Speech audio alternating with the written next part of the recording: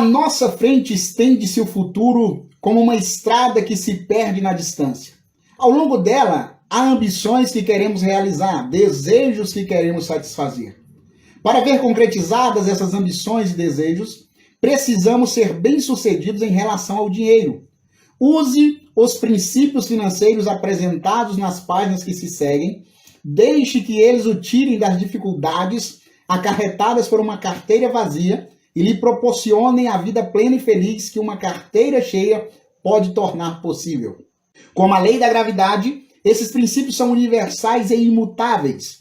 Espero que lhe propiciem, como fizeram para muitos outros, os meios eficazes para uma carteira cheia, uma bela conta bancária e um satisfatório progresso financeiro. O livro promete transformar nossa carteira vazia em uma carteira cheia. Então aqui o autor ele está dando um muito bem-vindo a nós que faremos esta viagem em suas páginas aprendendo os princípios para dominar o dinheiro. Vocês viram aí que ele fala sobre princípios. Existem princípios que regem a economia, que regem o dinheiro.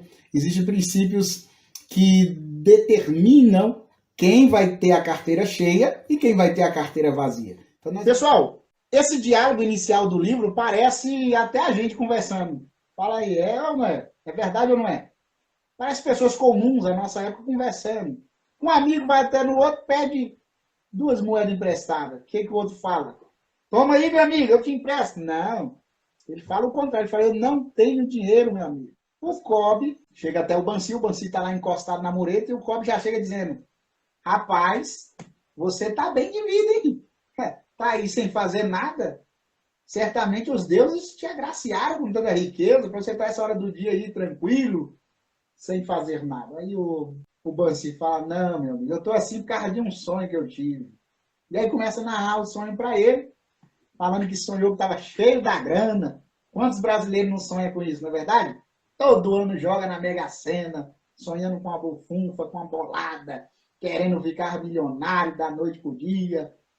Assim estavam os 2 amigos. Bansi sonhando por um ouro, Cobb também querendo, e eles começam a dialogar. Não é possível.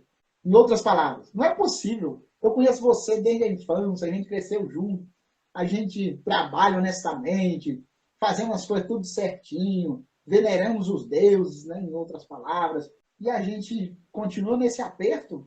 Por que a gente não pode ter o nosso quinhão numa cidade tão rica como essa, e etc. Então parece até alguns brasileiros conversando, né? Então os 2 amigos estão conversando, que eles poderiam ter uma sorte melhor. E outro detalhe, eles acreditavam que se eles fizessem tudo certinho, os deuses iam fazer um milagre na vida deles. E assim também, nós cristãos, às vezes ficamos esperando um milagre só da parte de Deus e não fazemos a nossa parte. Nós gastamos mais do que ganhamos, esse é um dos motivos de muita gente endividada, e aí acabamos trocando os pés pelas mãos e vira uma bagunça, não é verdade? Então vamos continuar a leitura. Nós vimos aí que o diálogo desses 2 é eles querendo melhorar de vida, ter um dinheirinho a mais. Veja que eles continuam o seu diálogo e eles estão tendo algumas ideias, alguns lapsos de esperança, porque eles olham um para os outros e pensam assim, bom, nós vivemos na cidade mais rica, Babilônia é uma cidade opulenta, tem muitas pessoas com dinheiro, e por que nós não temos? Muitas pessoas com ouro, e por que nós não possuímos ouro? Então eles passam a analisar e pensar, tem algum segredo, existe algum conhecimento além para poder conseguir ouro. E eles mesmos chegam a dizer que, naquilo que eles se propuseram a fazer, eles se tornaram os melhores nos seus ramos de atividade. O Bansi era o melhor fabricante de carruagem da Babilônia. O seu amigo Cobb era o melhor músico, o melhor tocador de lira da Babilônia. Então, tudo aquilo que eles se propunham a fazer, eles eram bons. Eles eram os melhores naquilo que eles faziam. Porém, tinha uma desvantagem. Eles não tinham recursos financeiros. Eles não conseguiam lidar com os seus ganhos. Eles não tinham um controle. Então, eles começaram a analisar e pensar, peraí, tem alguma coisa errada. Por que Arcádio, nosso amigo, estudou com a gente, ele ficou rico e nós não? Vamos conversar com ele, vamos pedir para ele algumas orientações. Então, a primeira coisa que eu quero destacar aqui é que Para mudar a nossa vida financeira, a gente precisa buscar o conhecimento. O primeiro estalo, por assim dizer, que eles tiveram foi, olha, a gente precisa conhecer os segredos da riqueza. Então nós precisamos ir atrás de conselhos, atrás de alguém que nos ensine a lidar com o ouro, lidar com a prata.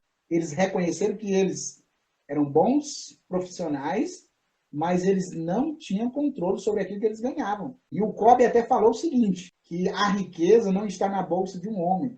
Porque se o homem não tiver o controle do que entra e o que sai, ele acaba gastando tudo, perdendo tudo aquilo que ele conquista. E existe um texto na Bíblia que diz assim, ó, foste fiel no pouco, sobre o muito eu te colocarei. Então, a questão é você saber administrar o pouco, para também saber administrar o muito. Eu, quando a minha vida financeira estava bagunçada, eu pensava o seguinte, que para resolver o meu problema, eu precisava de aumento. E aí eu ficava doido atrás de aumento, querendo ganhar mais, querendo ganhar mais. Mas só que acontece o seguinte, isso não resolve o problema. Por quê? Porque eu era descontrolado, eu não tinha o conhecimento ideal para lidar com as minhas finanças. Então, qualquer que seja a pessoa que não tenha controle financeiro, quanto mais dinheiro ela ganhar, mais ela vai gastar. E os problemas dela irão aumentar. Porque o segredo não está no quanto se ganha. Claro que é bom ganhar muito, mas o segredo está em como administra o que se ganha. Então, por isso que é importante, como o livro está nos mostrando, a busca do conhecimento. Conversar com quem entende do assunto, procurar saber com as pessoas como é que elas conseguiram se livrar das dívidas, como é que elas se tornaram um poupador, um investidor. Então, este é o caminho, buscar o conhecimento. Existem muitos profissionais habilidosos, inteligentíssimos, que ganham muito dinheiro, mas não sabem administrar. Em uma parte do discurso aqui da conversa dos amigos, a gente percebe que um deles fala assim, ó, mas a gente nunca procurou, por isso que a gente nunca descobriu como ganhar mais ouro, como ser ricos, porque a gente nunca parou para prestar atenção nisso, entende? Então, às vezes, acontece com a gente também, né? Dependendo das nossas crenças, dependendo de como nós crescemos, fomos ensinados, às vezes a gente pensa que tem que só esperar em Deus, ou que vai acontecer alguma coisa miraculosa e nós vamos mudar de vida, mudar a situação, mas nem todos conseguem ganhar um prêmio na loteria, nem todos conseguem ganhar um bônus, para dizer assim, uma chance para mudar de vida. Então tem que botar a mão na massa mesmo. Eu não vou dizer para vocês que é fácil sair das dívidas e virar um poupador. Não vou trazer aqui nenhuma receita milagrosa. O caminho é dolorido, mas quando você consegue controlar, vira uma satisfação muito grande. Então Deus abençoe cada um de vocês. Muito obrigado pela presença. Gratidão. Que Deus abençoe vocês.